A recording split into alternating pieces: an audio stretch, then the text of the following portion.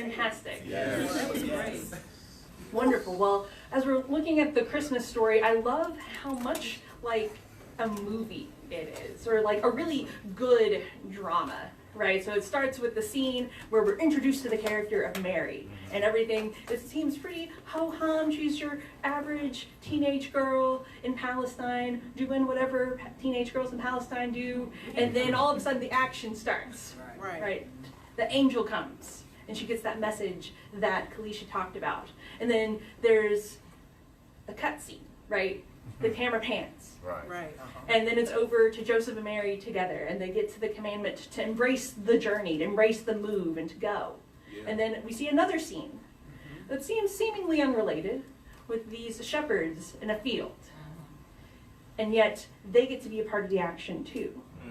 And so now we're in a different scene, right? Maybe the camera pans to a glimpse of the stars. And maybe it says in the stars, in a country far, far away. Please forgive me, I saw Star Wars this morning. To a shot of the sky in a country far, far away. And then the camera comes down and hones in on these wise men, or magi as they were known. And their profession was astrologers, essentially. And that was a position of influence during this time. They could read the stars and figure out what was going on, or what could be going on in the future. And then they kind of gaze over in the direction of Bethlehem. And they see a star that ought not to be there. And being astrologers, they would know that that star was out of place, and they would know that it means something important. So, and somehow, in all of this drama, if you will, the text isn't really clear on how they find this out. They know it has something to do with Jesus. We don't really know how they found out, but they know that it has something to do with the birth of Christ. So these men, these magi, these men with influence and power in a country far, far away, have a choice. Do they ready themselves for a journey, or do they stay where they are and who they are? So then we get another cutscene, because these aren't the only people in this part of the story that have a choice to make. Because there are some other people who hear about the birth of Jesus who aren't there when it happens. So we cut over closer to Jerusalem to King Herod's palace. Talk to us. He too hears about the birth of the King of the Jews. Yeah. And being Roman, he doesn't quite have a good understanding about what that means. Yeah. So he's reaching out to all of these priests and teachers in the area who can explain to him, what does this birth mean? Yeah. And so who knows how long these studies go on, but the next thing we know in the text, who should he come across but these wise men?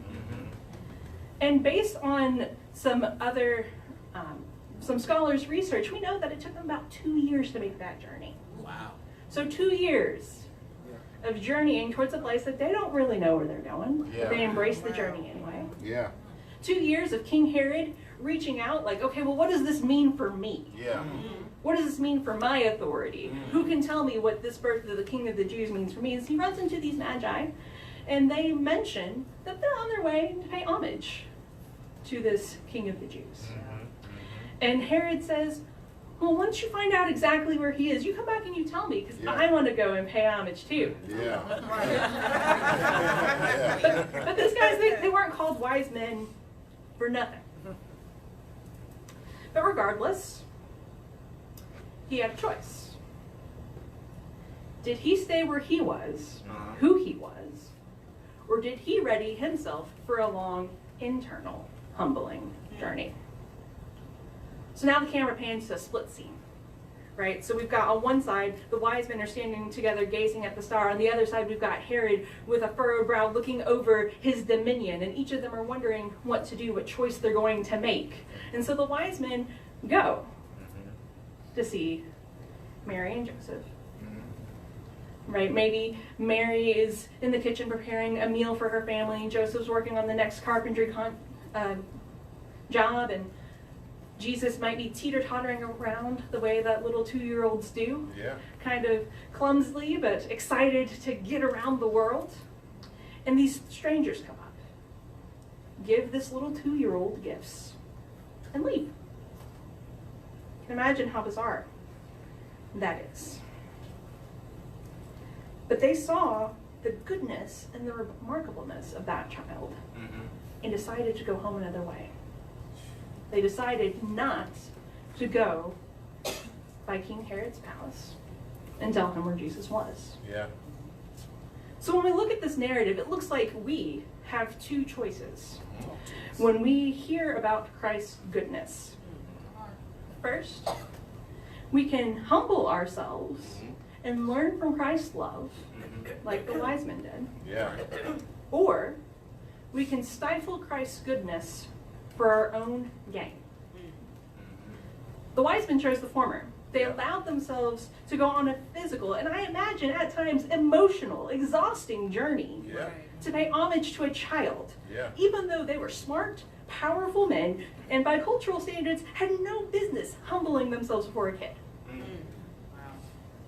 Herod, on the other hand, chose the latter.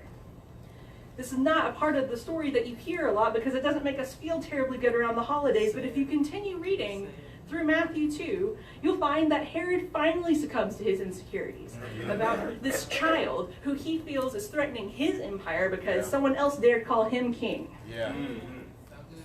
So, in his insecurity, he orders that in his dominion, every child around or under the age of 2 be slaughtered. So that he would end up getting the king of the Jews in the process. And that way, the king of the Jews would never be a threat to him. So Mary and Joseph hear this warning, and they take Jesus and they flee to Egypt as refugees where they live for several years. So if there's one thing that all of the characters in this drama have to teach us, it's that the goodness of Christ requires us to go on a journey, as Myron mentioned earlier, to go on a journey and to change. So that we can either embrace that journey or we can shun it in favor of our own prejudices, in favor of our insecurities. But when we choose our prejudices over Christ's goodness, people get hurt.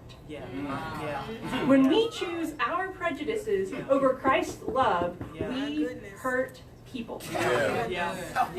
So as we prepare for the coming of Christ this Christmas, we have a choice. We can choose Christ's love or our own prejudices. What prejudices are we holding on to that keep us from being transformed by Christ's love? What insecurities are we clutching to this year that lead us to hurt our neighbor instead of love them? And what are we willing to lay down so we can pick up Christ's goodness and love? This Christmas, may Christ gift us with the courage to choose Christ's love over prejudice. Yeah.